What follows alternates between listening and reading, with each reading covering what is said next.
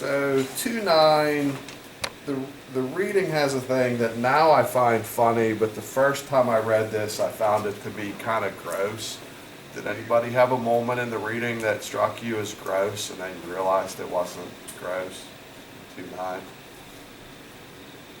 So read the bottom paragraph. Let's go to page 39 and just read the bottom paragraph.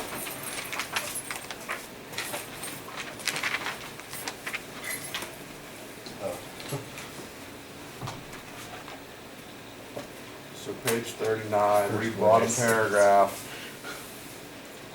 And when you're done reading the bottom paragraph, turn the page.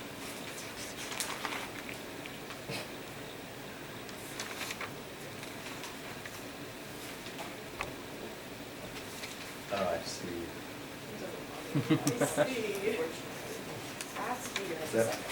It's Yeah. beer, right? It is. No. So the bottom of page 39, the whole paragraph is about urine. And then you turn the page and there's this scientist holding in his hand this yellow tube of yellow fluid, which you just got done reading about urine for like a paragraph.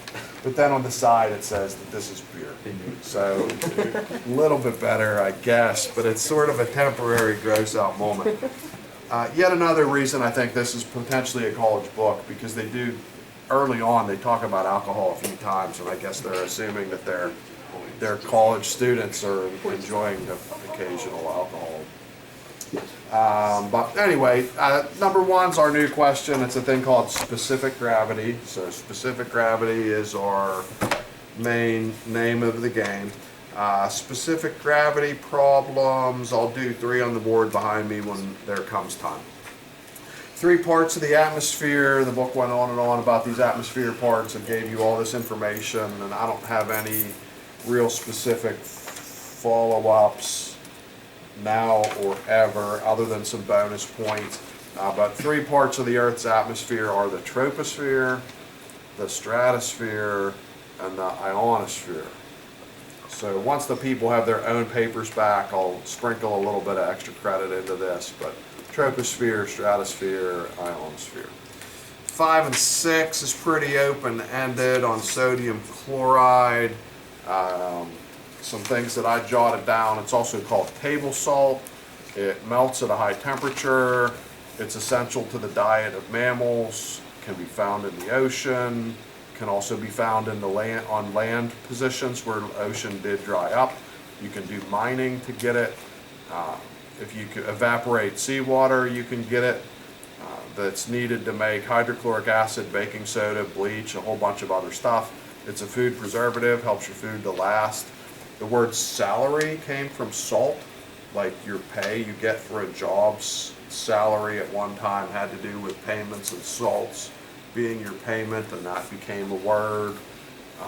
It does absorb moisture and can cake, like get all sort of weird and clumpy, which you've probably seen at times in your salt shaker, but lots of stuff about salts in there. Question about new stuff? Then we got some old things. So, significant digits, we'd go anything other than 0. Zeros with bars on them. Zeros between other significant digits, which I am fussy about that sentence. And zeros at the right end of decimal numbers, which I'm also fussy about that sentence. Adding, subtracting, you're going to round first, and things are based on the place value. Multiply, divide, we're going to round last. That's based on the fewest sig figs in a problem piece. 15 is to write long numbers in a short way, or write big and small numbers in a convenient way, something like that. Rules are number from 1 to 10, but not 10 itself, times 10 to a power, and the power is positive if it's big, negative if it's small. Dimensional analysis, like converts units, converts from one system of measurement to another. Unit conversions, if the unit is smaller, the number has to get bigger. 21, if we're becoming Celsius, I want a C equals equation there. So that one is the C equals F minus 32 on top of a 1.8. 22, I'd want the F equals, that's 1.8 times the C plus 32. 23 becoming Kelvin, K would equal, that'll be a C plus a 273. And then for the last one, it would be C equals a K minus a 273.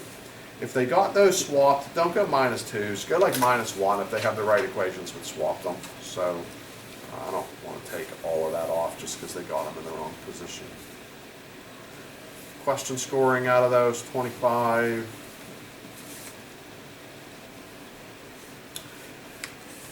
So back to owners, I'll describe future. We're done reading for a while. Chapter 2 has ceased to exist. So tomorrow is a non-quiz, homework only sort of day.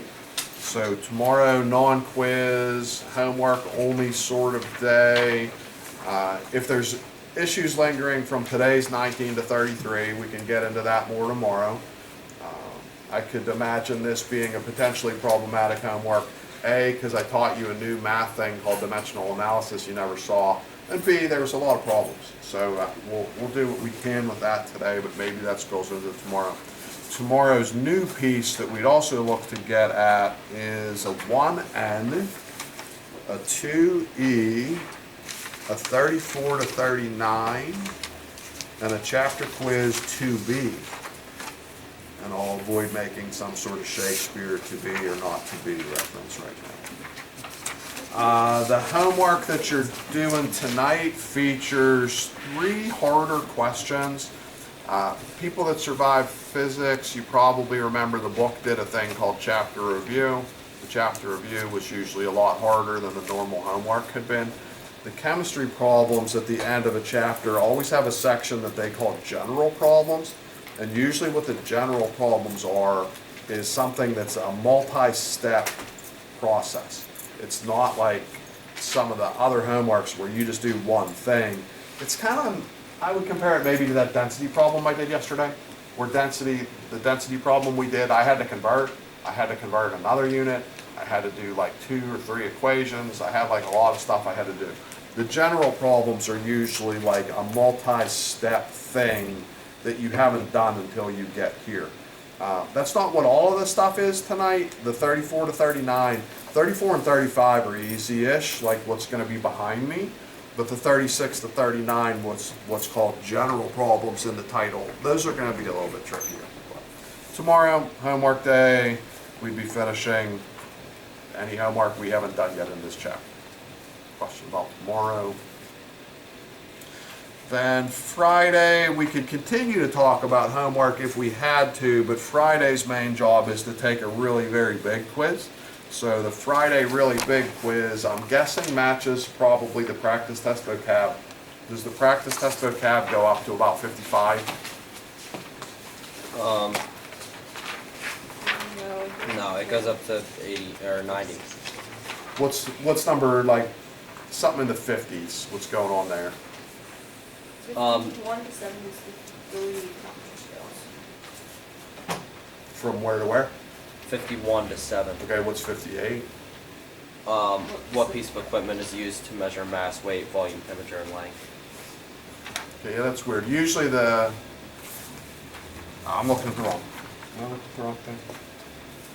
Do you have a question about 3 parts of the atmosphere on the practice That's test? 83 to 85. Wow, okay.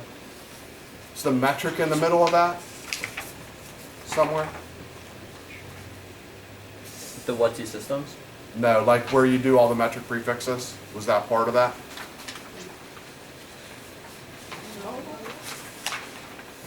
Like the what unit do we measure mass? Yeah, I'm just length? trying to square up what is this quiz. Does it have? Yeah, with what unit do you measure mass length with volume? That one's 45 to 9. Okay, let's go back to what's question 1 on the practice test. Is it from last chapter? What is chemistry? Okay, so that's not on It this. says chapters 1 and 2. Yeah. So let's cut off the chapter 1 stuff and then it's probably gonna make sense. Where does find what is chapter 2 about? Is that on there somewhere? 32? Now we're cooking. Okay, so does it go, what's the chapter about? What's matter, what's mass, what's weight? Okay, Yeah. that's what we're looking to do for Friday.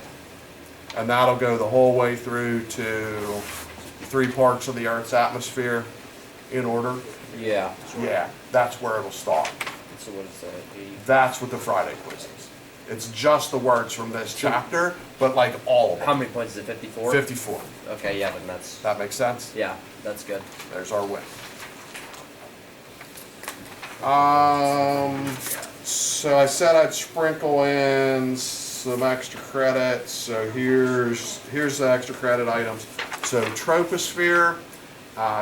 If you tell me that the troposphere is a steady fall in temperature as you rise, I'll give you a bonus point.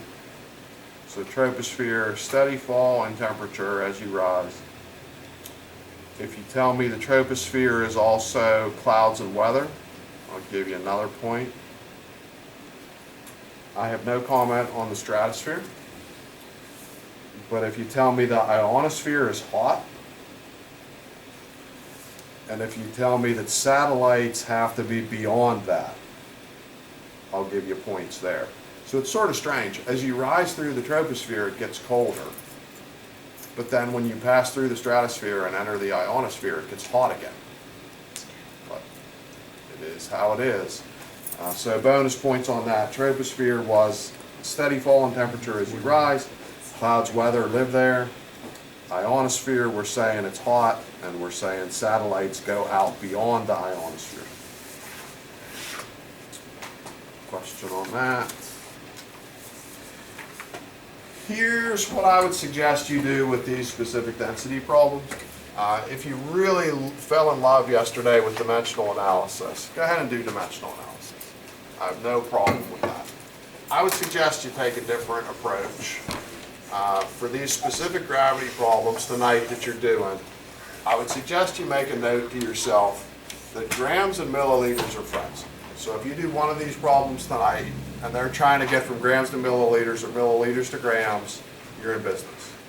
If you're not, then do one of those like mental conversions where you move the decimal like we did yesterday. If they slip you kilograms, kilograms are friends with liters. So if they're doing a problem where it's kilogram liter conversions, you're good. But if they're asking you to do something with kilograms and milliliters, then you're going to have to do like one mental sort of conversion. My other note would be if you're making mass, you multiply. And I would remember that because the words all start with M. Making mass means multiply.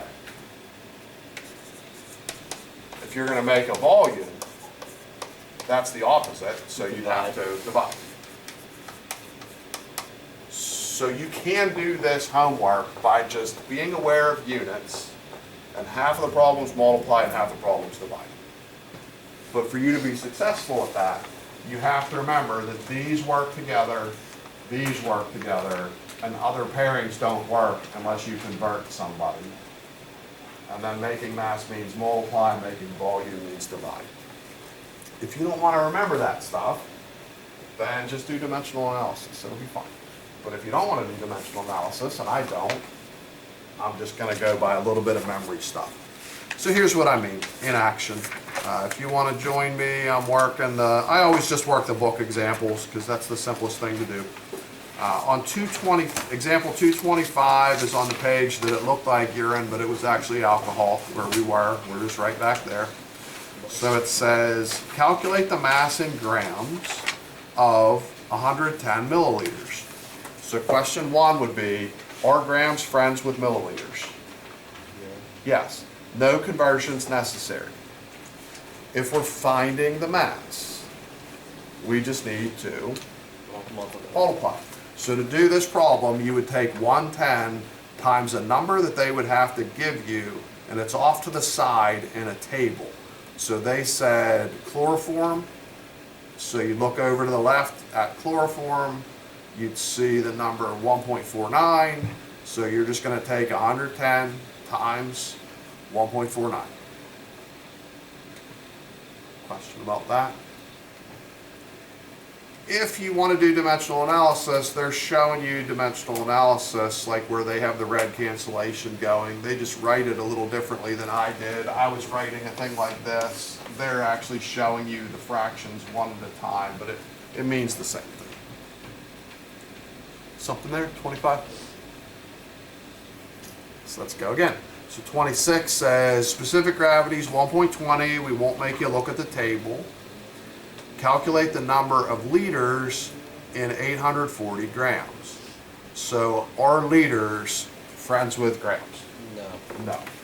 So 840 grams has to go out and kilograms need to come in. 0.84? So it would be what? 0.84? It would be 0.84. Because kilo is a prefix that means it's something that's big or small? Bigger. Big. So the number has to get Small. small. Kilo met 1,000. It has 3 0. zeros. So bump 3 positions. There's a quick conversion. Then multiply that by 1. And then we're All right. getting a mass, or we know the mass. Are we making mass? It's 1.2. Are we? 840 840 is the mass. So we're not making mass. We know mass. So we're not 1.2. multiplying. So we're dividing. So we're going to divide. So take the 0.84, divide by, they said 1.20, Yeah. and out should come with your calculator a 0.7. Something there. So plan 3, they say specific gravity is 0.95. You don't need to look it up in a table again. They say 3.75 liters, and they want kilograms. So are liters friends with kilograms? Yeah. Yes. So take 3.75. We're making kilograms. Kilograms is a mass. If we're making mass, we're gonna multiply. Just take 3.75 times 0.95, punchity punch, punch, punch, and it's 3.56 kilograms. If you did it their dimensional analysis way, it would be like 4 squares long. And I don't want to be bothered with that really. So I'd rather just know grams go with milliliters, kilograms go with liters. If they give me a misfit pair right out of the gate, do your conversion by moving decimal a little bit. And then if you're making mass, gram, kilogram stuff, just multiply the numbers.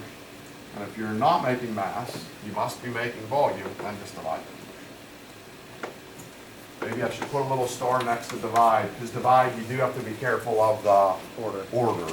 It's always number you're given divided by the number that would come from a table or a fact they have to tell you. Homework tonight, that's 34, 35, you're doing that.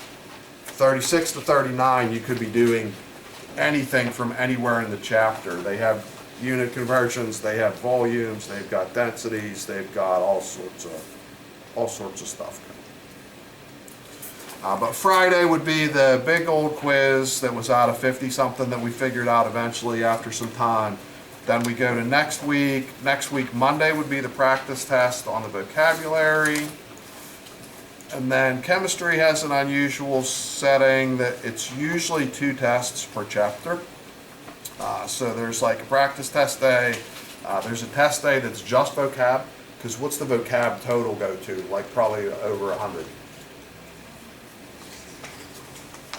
The total is 90. But then is there metrics or something after Yeah. that? It's like 130 is the whole packet. That's Okay, so the vocab part of the test would be up to 90 plus the metric prefixes will come back. So that's 120 facts. That's enough to fill a day. So there would be like a vocab test that's those 90 plus the 30 metrics. Then what's the lots of mathy stuff? Yeah. Some mathy stuff. It's like 40. Yeah, like it would kick in on like 91 up to 130. So there's 40 problems. I would count those like 3 points a problem probably. So 40 problems for 120 would be a test day on its own. The vocab would be a test day on its own. But we'd start with practice test due Monday and then worry about tests after that. Question about any of that kind of business? Homework. Today we were working up to 33. Did anybody hit anything up to 33 that proved to be a problem to your young chemist lives. Anything gets sticky. How did you set up 31? 31.